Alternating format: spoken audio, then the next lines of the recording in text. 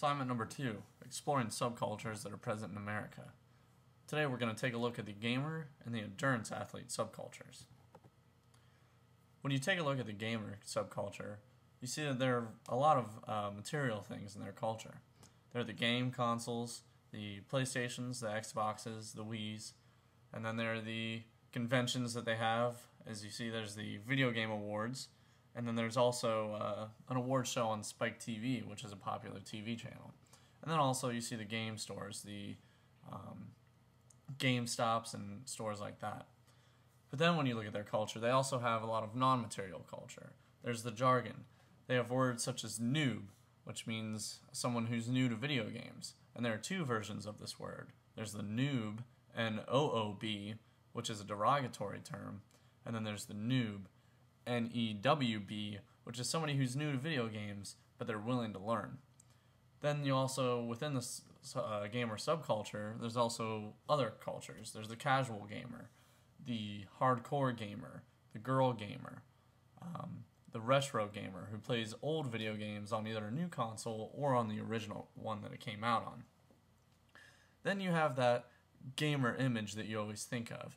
You always imagine the 40-year-old in the basement of his parents' house, laying on the couch, with glasses. He's overweight, wearing a shirt from Hot Topic that has some sort of funny comment on the front of the shirt, like "I'm a stupid," wearing a pair of cut-off jean shorts and an old pair of sneakers.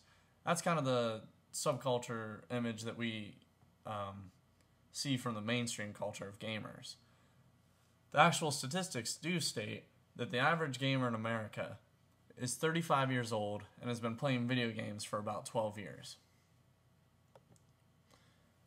Here is a completely different culture on the other side of the spectrum, the endurance athlete subculture.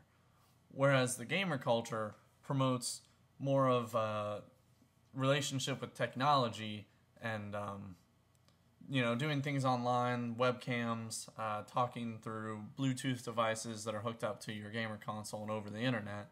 The endurance athlete subculture is more focused on getting you outside of your house, getting you off the couch and away from the games, and more into fitness.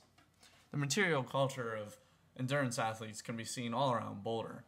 There's a very strong fitness population in Boulder, and especially a triathlon population.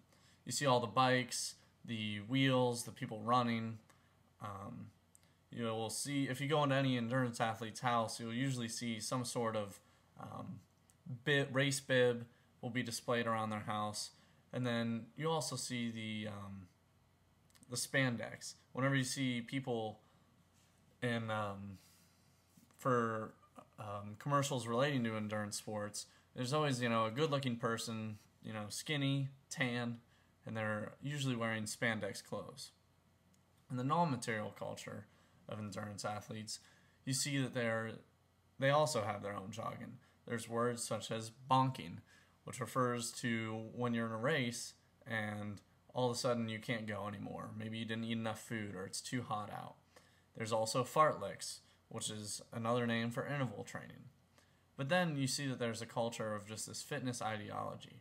You're racing to be healthy, and you're trying to, there's a lot of pressure as seen in this picture here with the Racing Weight book and how this relates to the culture.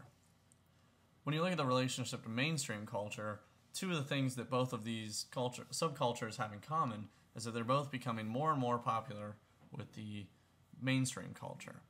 We're going to watch this commercial that was put out for Call of Duty World at War.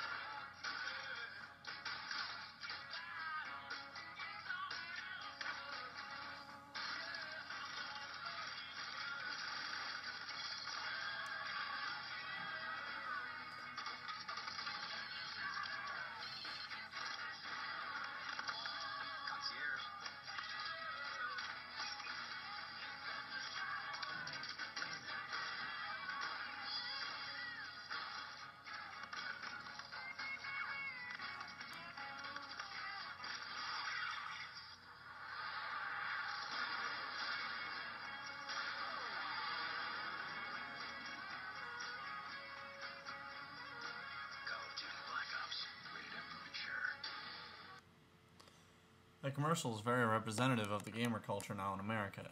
You see a lot of different people, from a businesswoman to a nurse to a firefighter to a hotel concierge, and then you also see a lot of famous people in there: Kobe Bryant, Jimmy Kimmel.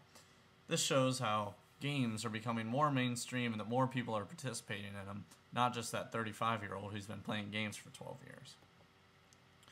If you take a look at the endurance athlete culture, you'll see that it's also becoming more popular. The USAT, which is the United States Triathlon Association, membership was 15 to 21,000 was their range from 1993 to 2000. As of June 2010, there are 135,000 annual members. That's an increase of almost 120,000 people in 10 years. Also, if you look at marathon participation, in 2000, almost 300,000 people participated in marathons. 5 years later, in 2005, that number had almost, you see that there was 100,000 more people participating in marathons. This relationship to mainstream culture, also, you see that endurance athletes have this, it plays into the idea of your self-image and that you have to be skinny and good-looking. And so this endurance athletes are able to appeal to mainstream culture, and then it will make you that skinny and good-looking person.